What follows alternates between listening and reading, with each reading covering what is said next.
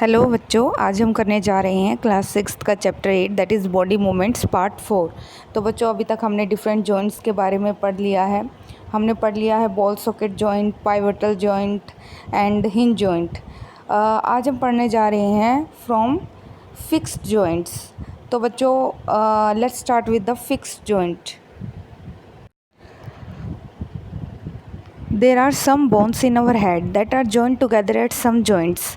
तो बच्चों कुछ हड्डियां हैं जो हमारे हेड के अंदर प्रेजेंट हैं, ठीक है, वो आपस में जुड़ी हुई हैं कुछ जॉइंट्स पर। The bones cannot move at this joints. और यहाँ पर हड्डियां हैं वो मूव नहीं कर सकती, जैसा कि हमने पढ़ा है कि जैसे अपने जो हाथ है, लेग है, वहाँ पर जो जॉइंट है वहाँ मूवमेंट पॉसिबल है, लेकिन यहाँ पर मूवमेंट पॉसिबल नहीं है। ऐसे जॉइंट्स को हम फिक्स जॉइंट या फिर इमूवेबल जॉइंट कहते हैं। इमूवेबल इसलिए कहते हैं क्योंकि वो हिल नहीं सकते। Such joints are called fix joints. और बेसिकली कहाँ प्रेजेंट है? In our head. When you open your mouth wide you can move your lower jaw away from your head, isn't it. तो बच्चों अगर आप बात की जाए आपके मुंह की, तो आपके मुंह में दो जो होते हैं, जो मतलब जबड़े, एक ऊपर वाला जबड़ा, एक नीचे वाला जबड़ा। तो आप देखते हैं कि जो ऊपर वाला जबड़ा है वो फिक्स होता है, उसमें कोई मूवमेंट नहीं होती, जबकि जो नीचे वाला जबड़ा है वो आपका मूव कर सकता है। ठीक है बच्चों। Try to move your upper jaw. अगर आप अपने अपर जो को अगर हिलाने की कोशिश करेंगे तो वह नहीं हिलेगा। Are you able to move it? No, you can not.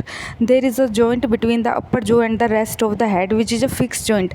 अगर बात की जाए लोअर जो को छोड़ के ऊपर वाले जो की और बाकी फेस की, तो वहाँ पर जितने भी जॉइंट है वहाँ पर आपको कौन सा जॉइंट देखने को मिलेगा? फिक्स जॉइंट, जहाँ मूवमेंट पॉसिबल नहीं है।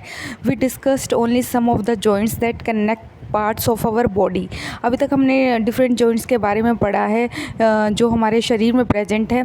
तो जॉइंट्स में भी जो on the basis of movement दो टाइप के जॉइंट्स प्रेजेंट होते हैं हमारे शरीर में, मूवेबल एंड इमूवेबल। इमूवेबल वो होते हैं, इमूवेबल को हम फिक्स जॉइंट भी कहते हैं। What gives the different parts of the body their different shapes. तो जो हमारे शरीर के डिफरेंट पार्ट्स हैं वो हमारे शरीर के, तो वह हमारे शरीर को डिफरेंट शेप्स भी प्रोवाइड करते हैं। If you wanted to make a doll, what will you make first? अब मान लो कि आपको मिट्टी की गुड़िया बनानी है, तो आप पहले क्या बनाएंगे? पहले आप उसका एक आकार देंगे, पहले आप एक बॉल लाइक स्ट्रक्चर बनाएंगे उसके हेड की, फिर उसकी लंबी सी स्ट्रक्चर बनाएंगे उसकी लेग एंड हैंड्स की, फिर आप उसकी बॉडी बनाएंगे जो आप बीच में सेंटर में प्रेजेंट होगी। तो इस तरह से आप डिफरेंट पार्ट्स बनाएंगे। ये क्या है? ये शेप है जो आप प्रोवाइड कर रहे हैं। तो perhaps a framework to give the doll shape before making its outer structure, isn't it. तो आप अपने दिमाग में यह जो इमेज है आप रखेंगे। All the bones in our body also form a framework to give a shape to our body. This framework is called skeleton. तो बच्चों इम्पॉर्टेंट है कि हम कुछ सोच समझ कर गुड़िया की जो शेप है वो बना रहे हैं। क्यों बना रहे हैं? क्योंकि हमारे शरीर में जो हड्डियों का ढांचा है वो एक पूरे एक वेल डिफाइंड तरीके से हमारे शरीर में प्रेजेंट है। ऐसा नहीं है कि कोई भी हड्डी ऊपर नीचे ऐसे प्रेजेंट है। तो आप यहाँ पर देख भी सकते हैं, यहाँ पर एक फिगर दी गई है। तो फिगर है that is the human skeleton, जो आपने ड्रॉ भी करना है इन योर नोटबुक। तो यहाँ पर आपको ह्यूमन स्केलेटन है उसकी लेबलिंग नहीं दी गई, तो मैं आपको थोड़ी बहुत लेबलिंग करवा देती हूँ। तो ये क्या है बच्चों? ये हमारी स्कल है जिसे हम खोपड़ी कहते हैं, जो हमारे ब्रेन को भी प्रोटेक्ट करके रखती है। और ये हमारा जो आगे की तरफ आप देख सकते हैं, जो हमारा फेस होता है वो आगे की तरफ ऐसे दिखाई देता है। तो फिर बच्चों नीचे की तरफ हम अगर आते हैं तो ये अपनी क्या है? ये अपने हैंड्स की बोन है और ये अपनी लेग्स की बोन है। तो यहाँ पर ये जॉइंट्स प्रेजेंट है जहाँ पर दो हड्डियाँ क्या हो रही हैं? जो जुड़ रही हैं। तो यहाँ पर आप देख सकते हैं एक हड्डी एक उसमें groove like structure, cavity like structure में अटैच हो रही है। इसे यहाँ पर कौन सा जॉइंट है? यहाँ पर बॉल सॉकेट जॉइंट है। तो इसी तरह आप देख सकते हैं यहाँ पर भी एक हड्डी जो लेग की हड्डी है, यहाँ पर एक ग्रूव लाइक स्ट्रक्चर में फिट हो रही है। तो इस जो हाथ की जो ये कैविटी होती है इसे हम पेल्विक गर्डल कहते हैं, और जो पैर की ये कैविटी होती है इसे हम सॉरी उल्टा बोल दिया, ये अपनी पेक्टोरल गर्डल होती है, और जो ये लेग की हड्डी होती है वो पेल्विक गर्डल होती है, जिसके बारे में अभी आप पढ़ोगे भी। और बीच में आप ये जाल देख रहे हैं हड्डियों का, ये क्या है, रिब केज। तो और ये पीछे की तरफ ये आप बोन्स देख रहे हैं, ये अपनी क्या है, बैक बोन्स। और आप हड्डियां देख सकते हैं हाथ की भी, जो हम ऑलरेडी पढ़ चुके हैं कि जो हड्डियां हैं आगे जाकर छोटे छोटे भागों में डिवाइड हो जाती है। और अगर हम हाथ की हड्डी भी करें तो क्या होती है, ये होती है, अगर इसको भी हम आगे जाकर देखते हैं तो ह्यूमरस अल्ना रेडियस। तो यह है, आपको इतना डिटेल जानने की ज़रूरत नहीं है, ये आप हायर क्लासेस में करेंगे। वैसे आपको फॉर बेसिक नॉलेज पता होनी चाहिए। और ये अपनी हड्डी होती है femur tibia, this is tibia fibula. तो जो फीमर हड्डी होती है वो शरीर की सबसे लंबी हड्डी मानी जाती है, लॉन्गेस्ट बोन। तो और स्मॉलेस्ट बोन कौन सी होती है, स्मॉलेस्ट बोन अपने ईयर में प्रेजेंट होती है, दैट इज़ स्टेपीज़। तो ये कुछ ऐसे क्वेश्चन हैं जो जीके वाले हैं, जो पूछे भी जाते हैं एग्ज़ाम में, बेसिक साइंस के अंदर पूछे जाते हैं, जो आपको पता होने चाहिए। एक आप देखते हैं, ये वाली हड्डी को हम क्लेविकल बोलते हैं, इसको ब्यूटी बोन भी कहा जाता है। तो यह है, इतना डिटेल आप हायर क्लासेस में पढ़ेंगे। फ़िलहाल तो आप एक जनरल सी स्ट्रक्चर हमें पता होनी चाहिए, हैंड की, लेग की, मतलब हमें अपने स्केलेटन सिस्टम के बारे में थोड़ी बहुत नॉलेज होनी चाहिए। तो बच्चों, यह स्केलेटन सिस्टम आप सभी ने अपनी नोटबुक में ज़रूर ड्रॉ करना है, और इसको जो लेबलिंग है मैं आपको ऑलरेडी बता भी चुकी हूँ, और यह आपने बुक के अंदर नोटबुक में ड्रॉ करना है। अगर आप इसको ड्रॉ करेंगे तो आपको बहुत आसानी से समझ में आ जाएगा डिफरेंट बोन्स के बारे में। तो बच्चों, स्केलेटन हमारी बॉडी को एक फ्रेमवर्क, मतलब एक ढांचा प्रोवाइड करता है। How do we know that this is the shape of human skeleton? हम कैसे पता लगाएंगे कि यह ह्यूमन की बॉडी की ही शेप है? तो how do we know the shape of the different bones in our body? हम डिफरेंट बोन्स की शेप का कैसा पता लगाएंगे? We can have some idea about the shape and number of bones in some parts of our body by feeling them. तो हमें पता है कि हमारे शरीर में कितनी हड्डियाँ होती हैं, अराउंड 2, हमारे शरीर में, ह्यूमन बॉडी में 206 bones are present. One way we could know this shape better would be to look at X-ray images of the human body. तो बेटर होगा, आपके घरों में अगर किसी का भी एक्सरे हो तो आप उसको निकाल कर ज़रूर देखिए, आपको हड्डियों की एक और अपनी बुक को सामने रखिए। तो एक्सरे से जब आप देखेंगे तो वो जो आपके हड्डियों की शेप है और आपको जो बुक में है, तो मैच करके यह ऑब्जर्व करें कि ये किस भाग का एक्सरे है। Did you or anyone in your family ever have an X-ray or any part of your body taken?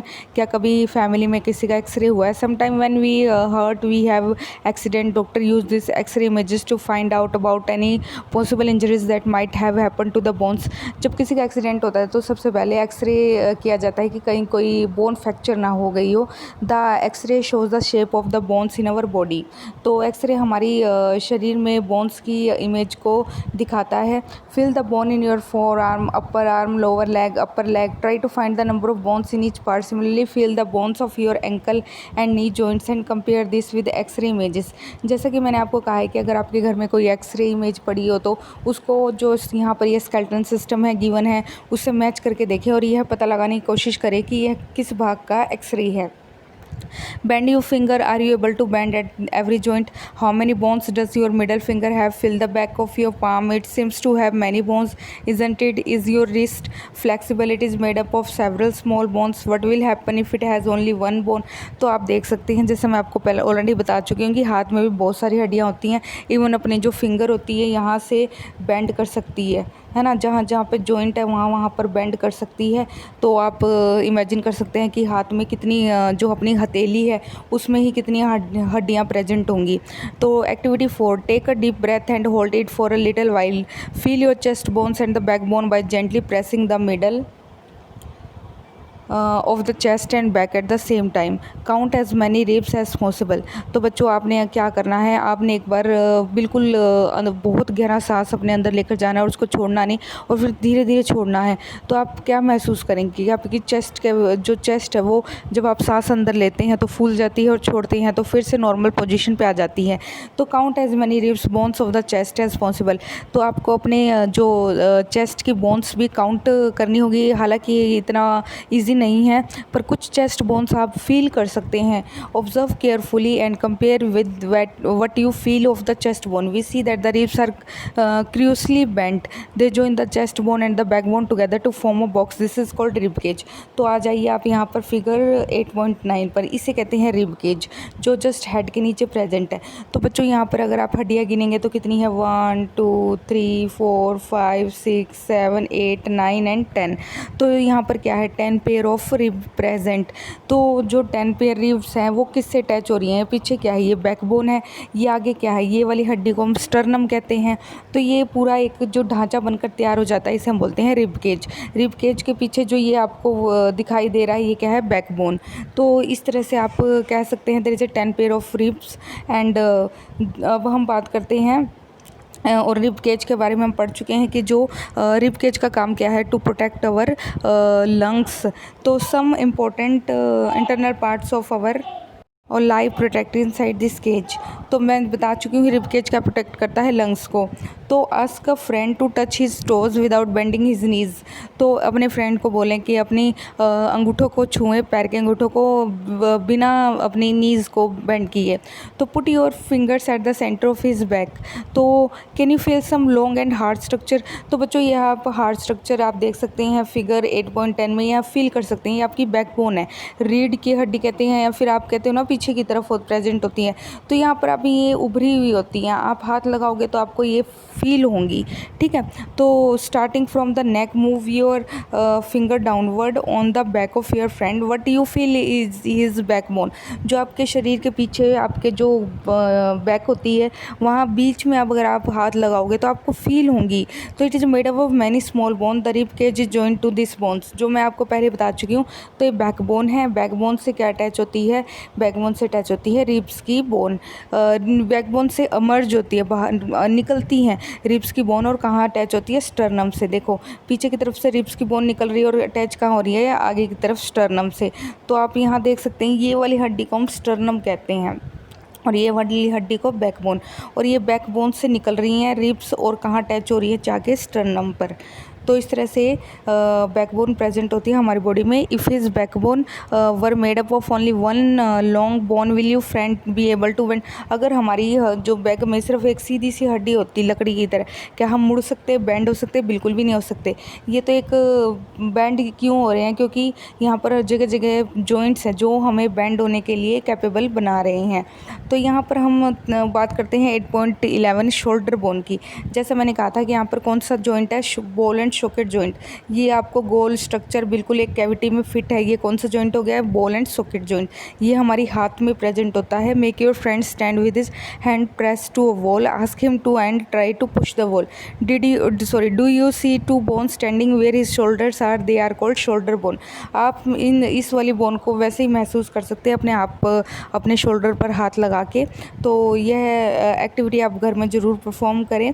Observe 8.12 carefully, this structure is made up of pelvic bones, they enclose the portion of your body below the stomach, this is the part you sit on. तो बच्चों यहाँ पूछा जाता है इस bone, इस जो ये हमारी जो होती है इसे बोलते हैं पेक्टोरल बोन, और ये जो अपनी लेग की बोन जिससे टच होती है यह होती है पेल्विक बोन। तो याद रखना पेक्टोरल कौन सी गर्डल है, जो हमारे हाथ में प्रेजेंट है, और पेल्विक जो हमारे पैर की हड्डी जिससे जुड़ी होती है। याद रखना बहुत इंपॉर्टेंट है, हाथ वाली को पेक्टोरल बोलते हैं और पैर वाली को पेल्विक, ठीक है। तो pelvic, this structure is made up of pelvic bones, they enclose the portion of your body below the stomach, this is the part you sit on. जो हिप बोन्स होती हैं आपकी, यहाँ पर जहाँ पर लेग की बोन अटैच होती है, इसको हम बोलते हैं पेल्विक गर्डल, ठीक है। तो हाथ वाली को बोलते हैं पेक्टोरल गर्डल और पैर वाली को पेल्विक गर्डल। अब बात करते हैं स्कल की। The skull is made up of many bones joint together. तो स्कल के अंदर बहुत सारी हड्डियाँ होती हैं। It enclose and protect a very important part of body, the brain. ये हमारे दिमाग को सुरक्षित रखती हैं। We discuss the many bones and the joints of our skeleton there are. तो आप यहाँ देख सकते हैं जो हमारी स्कल होती है वैसे दिखाई देती है। ये अपर जो है, ये लोअर जो है, और ये आइज़ वाला जो कैविटी है, और ये नोज़ की कैविटी है। और इस तरह से हमारी खोपड़ी होती है एकदम, बिल्कुल सभी की खोपड़ी एक जैसी होती है, बेशक हमारे फेस अलग हो। और यहाँ पर ये साइड व्यू दिखाया गया है। यहाँ पर अपने कान टेम्पोरल बोन होती है। तो इस तरह से ये लोअर जो है और ये अपर जो है। लोअर जो क्या है मूवेबल, अपर जो क्या है इमूवेबल, ठीक है। Some additional parts of the skeleton that are not as hard as the bones and which can be bent, these are called cartilage। तो bones के अलावा शरीर में और भी एक स्ट्रक्चर होती है जो हमारा शरीर को एक फ्रेमवर्क प्रोवाइड करती है, तो दैट इज़ कार्टिलेज। कार्टिलेज कहाँ कहाँ प्रेजेंट होता है? ईयर में, नोज़ में। और कार्टिलेज सॉफ्ट होता है जबकि बोन हार्ड होती हैं। तो बच्चों, आज हमने काफ़ी बोन्स के बारे में पढ़ लिया है। आप इन सभी बोन्स का डायग्राम नोटबुक में ज़रूर बनाएं और इनको जितना हो सके डिटेल में स्टडी करने की कोशिश करें। बहुत ही आसान है। आप एक बार स्केलेटन सिस्टम को समझ जाएंगे तो सभी बोन्स को पढ़ना आपके लिए बहुत ईजी रहेगा। तो आज के लिए इतना ही।